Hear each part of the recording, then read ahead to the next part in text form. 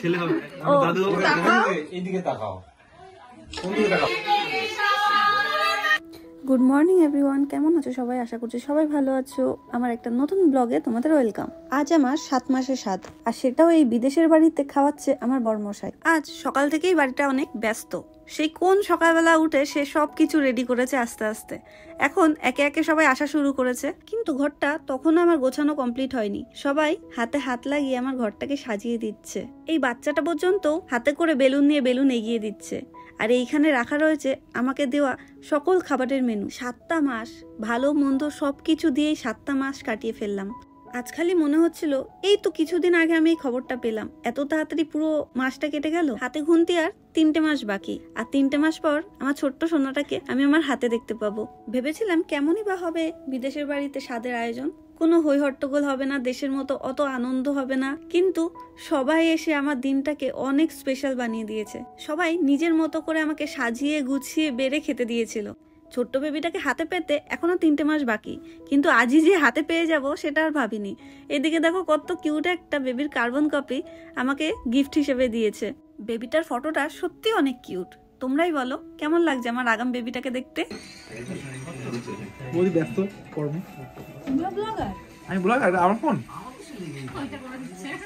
ভিডিওটা হয়তো অনেকটা লম্বা হয়ে যাচ্ছে, কিন্তু বিশ্বাস করো একটা ক্লিপও বাদ দিতে ইচ্ছা করছে না। আমি জানতাম সবাই আসবে, কিন্তু একদমই আশা করিনি যে এতটা মজা করে আমার এই স্বাদের আয়োজনটা পালন করা হবে। সবাই অ্যারেঞ্জমেন্টের দায়িত্ব নিয়ে নিয়েছে। কেন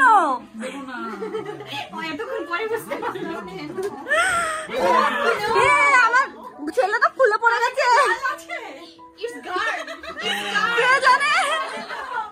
সবাই খুব সুন্দরভাবে গুছিয়ে আমাকে খেতে দিয়ে দিয়েছিল। আর খাবার শুরু করার আগে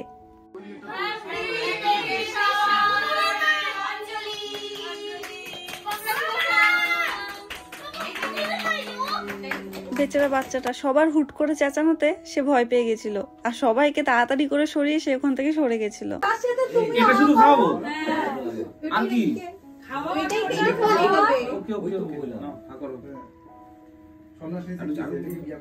আমার শ্বশুর বাড়িতে না অনেক নিয়ম কানুন রয়েছে, কিন্তু বিদেশের বাড়িতে তো আর সব মানা সম্ভব হয় না। তাই একটু চুষি পায়েস দিয়েই খাবারটা শুরু করেছিলাম। দাঁড়াও খাবার দাবার শুরু করার আগে একটু ফটো সেশন হবে না? হতে পারে।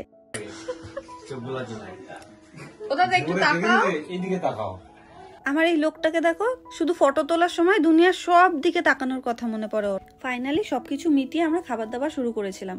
এবার চলো তোমাদের মেনুটা বলা যাক কি কি ছিল। সাদা ভাত, ফ্রাইড রাইস, 5 রকম ভাজা, ভেজ ডাল, মাছের মাথা দিয়ে বাঁধাকপি, চিংড়ি মাছের মালাইকারি, পমপ্লেট মাছের সর্ষে পোস্ত, দই কাতলা, ইলিশ ভাপা, চাটনি, পাঁপড়, গোবিন্দভোগ চালের পায়েস, চুষি পায়েস, 5 রকম মিষ্টি, ভাপা পিঠে, সাজের পিঠে, পাটিসাপটা, 5 রকম ফল।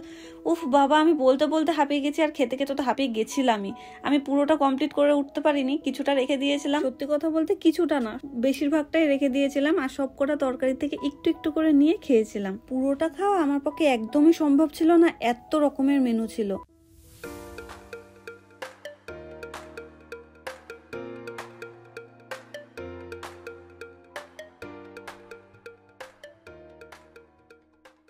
আমাদের একদল মানুষ খাওয়া দাওয়া শেষ করার পর আর একদল বসেছিল। এই ছোট্ট ঘরটার মধ্যে সবাইকে একসাথে দেওয়া সম্ভব ছিল না। একখানা জিনিস জানো, সবাই খুব সুন্দরভাবে নিজেরাই নিজেদেরকে পরিবেশন করে খেয়েছে। কারোর মধ্যে এমনটা ছিল না যে আমরা ঘুরতে এসেছি, আমরা কেন দিয়ে খাবো, ওরা নিজেরটা নিজেরা করে নেবে। সবাই খুব হাতে হাতে হেল্প করেছে। থ্যাংক ইউ সবাইকে। থ্যাংক ইউ বললে হয়তো অনেকটা ছোট হবে, কিন্তু সত্যি সত্যি অনেকটা উপকার করেছে সবাই। Bye bye. কেমন লাগলো? আবার আসবো, ছেলে হবে আবার আসবো। কেন মেয়ে হলে আসতো না? আমার ছেলে হবে, আমার দাদু হবে না। ও আচ্ছা, অলওয়েজ ওয়েলকাম। আচ্ছা, কিছু মানুষ খাওয়া দাওয়ার পর বেরিয়ে গেছিল, আর কয়েকজন আমরা যারা হুল্লোড় পার্টি ছিলাম তারা চলে গেছিলাম খাওয়া দাওয়া শেষ করে নদীর পাড়ে। খাওয়া দাওয়ার পর এখানে চলে এসেছি ফটো তুলতে সবাই মিলে, কিন্তু ফটো তোলার বদলে সবার অবস্থা দেখো ঠান্ডাতে। শীত করে বাপ, আরে এই তো দাদা শীত করে বাপ। আমার শীত করে না, বউয়ের কাপড় ধরছি, শীত করছে না। ভাইরে ভাই, নদীর পাড়ে এসেছিলাম ফটো তুলতে।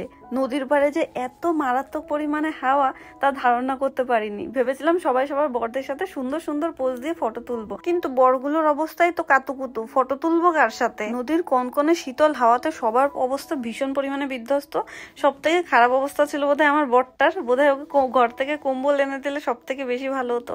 তারপরেও একটু একটা পোজ দিয়ে ওই ঠান্ডায় কাতকুত হয়ে ফটো তুলে শেষমেশ ঢং করতে করতে চলে গেলাম বাড়িতে।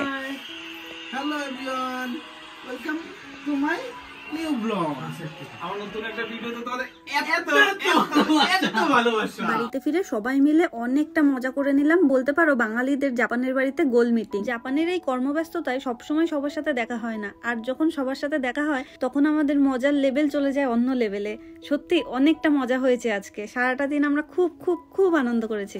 আজকের ভিডিওটা এখানেই শেষ করছি। ভালো লাগলে Do like, comment, share and subscribe. Bye.